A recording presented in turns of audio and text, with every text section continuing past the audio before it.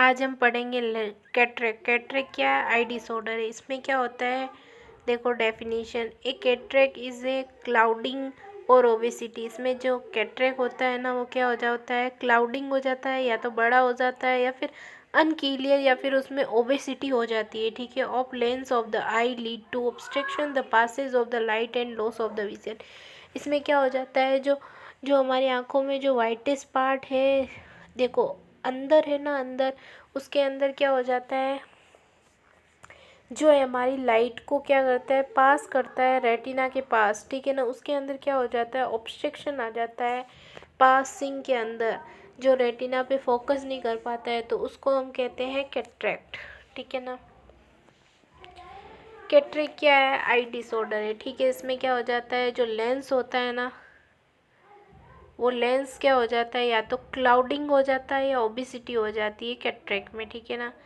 ये किसके कारण होता है, क्या क्या कॉजेज़ हैं?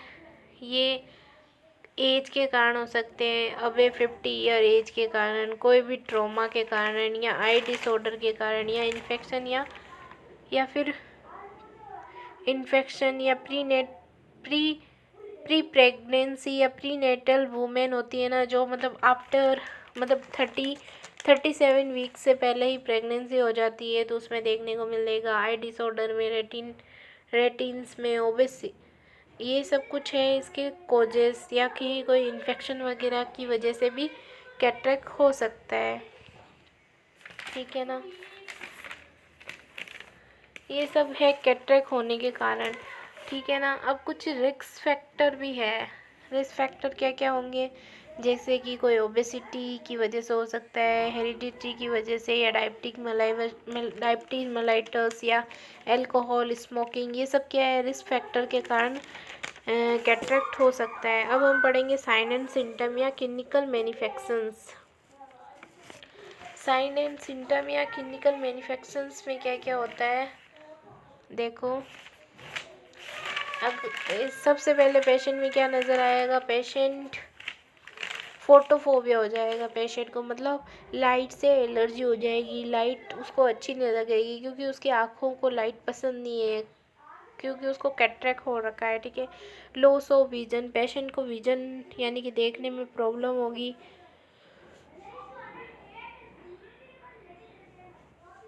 लॉस ऑफ विजन और डिक्रीज कलर परसेप्शन, कलर को जांचने में, या कलर मतलब रेड है, पिंक है, पर्पल है, ये सब उसको परसेप्शन करने में प्रॉब्लम होगी। पुअर विजन हो जाएगा, और नाइट में पुअर विजन हो जाएगा, रेस्टलेस हो जाएगी, हेडेक होगा।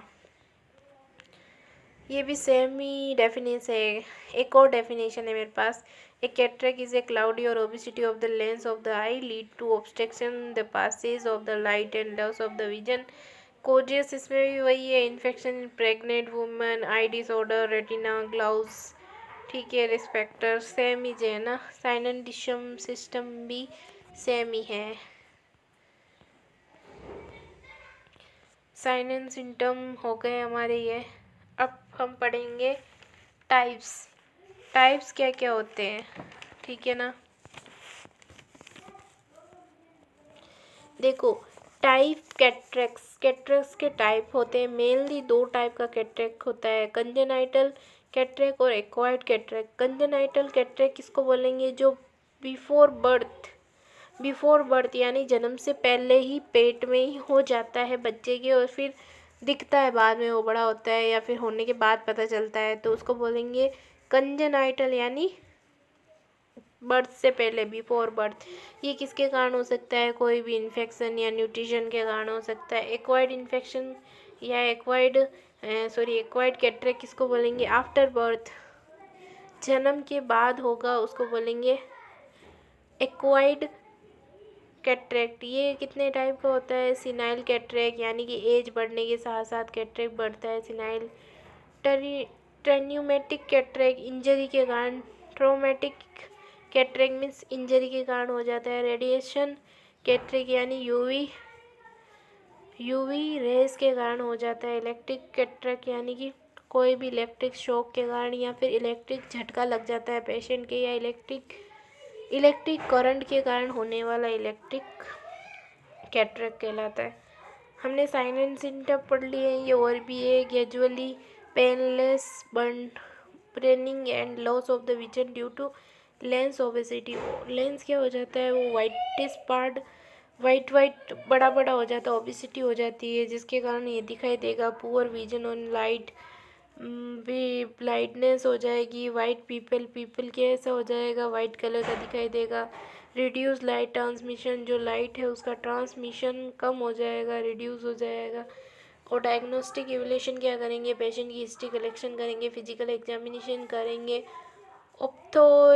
ऑप्थेल्मोस्कोपी करेंगे, ऑप्थेल्मोस्कोपी करेंगे, रेटिनोस्कोपी करेंगे। ये सब क्या है, जांच है, जिससे हम पता लगा सके कि कहाँ कहाँ प्रॉब्लम आई है कैटरेक्ट में।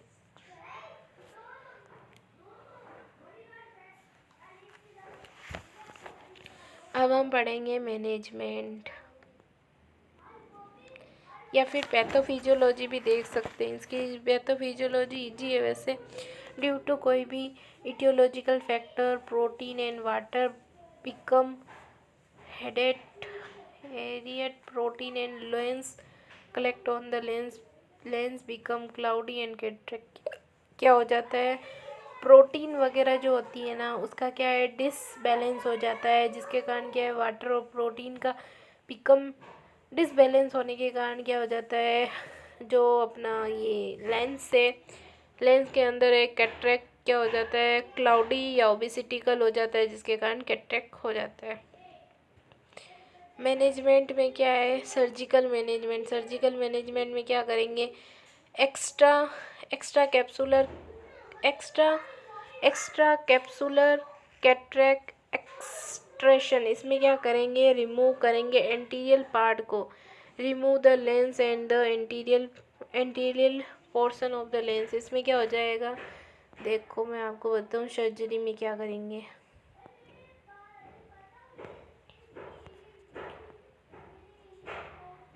सर्जरी में ना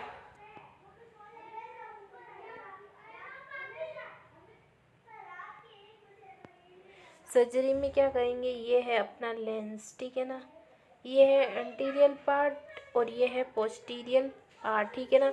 अगर एंटीरियल पार्ट को रिमूव करते हैं तो उसको क्या कहते हैं, एक्स्ट्रा कैप्सुलर कैटरेक्ट एक्सट्रैक्शन, ठीक है ना। अगर दोनों पार्ट को, पूरे लेंस को रिमूव करते हैं तो उसको बोलते हैं इंट्रा कैप्सुलर कैटरेक्ट एक्सट्रैक्शन, ठीक है ना। तो ये है। और इंट्रा ओकुलर लेंस में क्या हो जाता है, remove the cataract, intra ocular lens की जो होती है उसको रिमूव करते हैं, ठीक है ना। मेनली ये 3 सर्जरी ही परफॉर्म की जाती है, ठीक है ना। हमने क्या क्या पढ़ लिया है, हमने पढ़ ली डेफिनेशंस, ठीक है। डेफिनेशन में क्या पढ़ा कि भाई जो कैटरेक्ट होता है उसमें क्या हो जाता है, क्लाउडीनेस या ओबेसिटी। सबसे पहले आई डिसऑर्डर है, जो लेंस होता है उसमें ना, लेंस के अंदर क्या हो जाता है, क्लाउडिंग या फिर ओबेसिटी हो जाती है, जिसको हम कैटरेक्ट कहते हैं, ठीक है ना। फिर क्या है, कोजेस किस कारण से हो सकता है, ये कई कोज हो सकते हैं इसके। इन्फेक्शंस हो सकता है, या फिर एज के साथ हो सकता है, या फिर कोई भी कारण हो सकते हैं, बहुत सारे कारण हो सकते हैं। क्या क्या हो सकता है, हेरिडिटरी ट्रॉमा के कारण हो सकता है, या बढ़ती एज के कारण हो सकता है, आई डिसऑर्डर, रेटिना के फोकस ना होने के कारण हो सकता है, इन्फेक्शन या प्रेगनेंसी या आई ट्रॉमा। और कुछ रिस्क फैक्टर भी पढ़े थे। रिस्क फैक्टर क्या थे, ओबेसिटी के कारण हो सकता है, पुअर ओबेसिटी, हेरिडिटी, या फिर स्मोकिंग, या फिर अल्कोहल या डायबिटीज़ पेशेंट, ये सब रिस्क फैक्टर थे। फिर हमने पढ़ा था साइन एंड सिम्टम्स या टाइप्स, देख लेते हैं पहले। टाइप्स में हमने पढ़ा था कंजेनाइटल, कैटरेक्ट और एक्वायर्ड। कंजेनाइटल में हमने क्या देखा था, कंजेनाइटल में जो जन्म से पहले ही हो तो उसको बोलेंगे कंजेनाइटल। बिफोर बर्थ, बर्थ से पहले ही हो तो उसको कंजेनाइटल। एक्वायर्ड जो आफ्टर बर्थ हो, उसके भी सब टाइप थे। सेनियल कैटरेक्ट था, ट्रॉमेटिक और रेडिएशन और इलेक्ट्रिकल या रेडिएशनल, ये टाइप्स थे। फिर साइन एंड सिम्टम क्या थे, साइन एंड सिम्टम क्या क्या थे कि भाई पुअर विजन दिखाई देगा, हेडेक होगा, लॉस विजन हो जाएगा, कलर कलर परसेप्शन में पेशेंट को प्रॉब्लम होगी, ठीक है ना। ये हमारे टाइप्स थे। फिर पैथोफिजियोलॉजी में कि भाई जो आई का जो बैलेंस है वो बिगड़ जाएगा प्रोटीन वगैरह का, इस कारण ये होगा, ठीक है। अब हम पढ़ेंगे मैनेजमेंट। डायग्नोस्टिक इवैल्यूएशन में क्या ही है, हिस्ट्री कलेक्शन करो, फिजिकल एग्जामिनेशन करो, ऑर्थो स्कोलप करो, सेल चार्ट होता है उससे आई का मैनेजमेंट करो। अब है नर्सिंग मैनेजमेंट, ठीक है। नर्सिंग मैनेजमेंट में क्या होगा, दो टाइप का नर्सिंग मैनेजमेंट होगा, क्योंकि हम इसमें वो सर्जरी परफॉर्म किया है, तो प्री ऑपरेटिव केयर और post operative care. Pre operative care कैसे देंगे, द पेशेंट प्री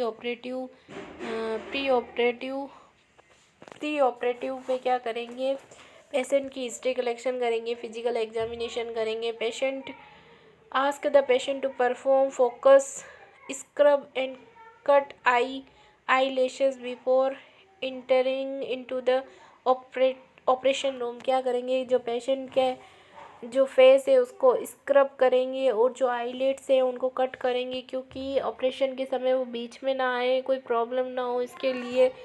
फिर ऑपरेशन रूम में ले जाएंगे, जो भी पेशेंट के कंप्लीट वाइटल साइन चेक करेंगे सर्जरी से पहले और उनको रिकॉर्ड करेंगे, ठीक है। एक्सप्लेन करेंगे पेशेंट को operation room to reduce fever and anxiety to patient.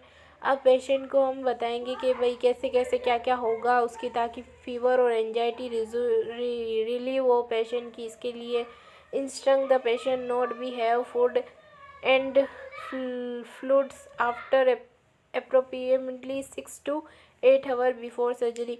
और पेशेंट को बताएंगे कि भाई सर्जरी होने वाली है तो उससे पहले 6 से 8 आवर तक कुछ नहीं खाना है और ना ही कोई फ्लूइड इनटेक करना है पेशेंट को। फिर आफ्टर कुछ मेडिकेशन देंगे,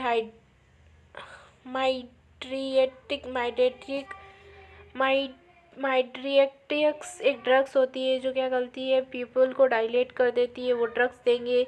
साइलोपेलिजिया ड्रग्स देंगे जो आई की लेंस की जो होगी उसको पैरालिसिस कर देगी, जिससे क्या होगा, ऑपरेशन करने में आसानी होगी डॉक्टर को, ठीक है। डायलेटेड एंड पैरालिसिस पीपल, जो पीपल होता है आंखों का उसको डायलेट और पैरालिसिस कर देगी, जिससे ऑपरेशन करने में प्रॉब्लम नहीं होगी। और फिर कौन से ड्रग्स एडमिनिस्टर करेंगे, नॉन स्टेरॉइडल एंटी इन्फ्लामेटरी और eye drops to reduce inflammation and to help maintain dilation, ताकि डायलेशन हो, पीपल का डायलेशन आराम से हो जाए, ठीक है ना। ये पहले है सर्जरी से पहले ये सब कुछ करना है। फिर पोस्ट ऑपरेटिव केयर में इसमें क्या है, ज़्यादा कुछ नहीं है। सर्जरी के बाद लगभग छुट्टी दे दी जाती है। After cataract surgery most common patient are the discharge. बहुत सारे पेशेंट को क्या है, आफ्टर सर्जरी के बाद डिस्चार्ज कर देंगे व्हेन ए फ्यू आवर्स, थोड़े ही टाइम में। Immediately post operative care of the patient after cataract surgery include the, देखो वाइटल साइन चेक करें इमीडिएटली आफ्टर सर्जरी के बाद। Determine status of the patient का स्टेटस चेक करना है कि पेशेंट सही है या नहीं है। Instruct the patient to avoid, और पेशेंट को हमें बताना है या पेशेंट को इंक्रेज करना है कि भाई इंस्ट्रक्ट करना है हमें पेशेंट का कि स्विजिंग, कफिंग एंड स्टैंडिंग नहीं करनी है एक्टिविटी, ये सब कुछ हमें नहीं करना है, क्योंकि अगर ये सब किया तो इंट्राओकुलर प्रेशर बढ़ जाएगा, जिससे कारण प्रॉब्लम्स होगी। Instruct the patient to slip on the, और पेशेंट को बोलेंगे जिस आई की तरफ हमने ऑपरेशन किया उसकी उस साइड ना सो के उसकी विपरीत साइड में सोना है, ताकि प्रेशर इंक्रीज ना हो। Administer antibiotics to prevent infection and anti-inflammatory drug, corticosteroid drugs to reduce inflammatory after surgery. Analgesics is usually beneficially to reduce any pain, ठीक है। एनाल्जेसिस देंगे पेशेंट को, एंटी इन्फ्लामेटरी एंटीबायोटिक्स वगैरह देंगे। ये था अपना प्री और पोस्ट ऑपरेटिव केयर, ये था कैटरेक्ट। ईजी है, ज़्यादा हार्ड नहीं है। कैटरेक्ट आई डिसऑर्डर है, कोजेज, इटियोलॉजिकल फैक्टर्स और टाइप्स और डायग्नोस्टिक इवैल्यूएशन, सर्जिकल मैनेजमेंट और नर्सिंग मैनेजमेंट में प्री और पोस्ट ऑपरेटिव, ठीक है ना। ये क्लिनिकल मैन्युफैक्चर्स देखे थे ना हमने, वाइट पीपल हो जाएगा, ठीक है ना। ये अपना कैटरेक्ट ख़त्म। Thank you.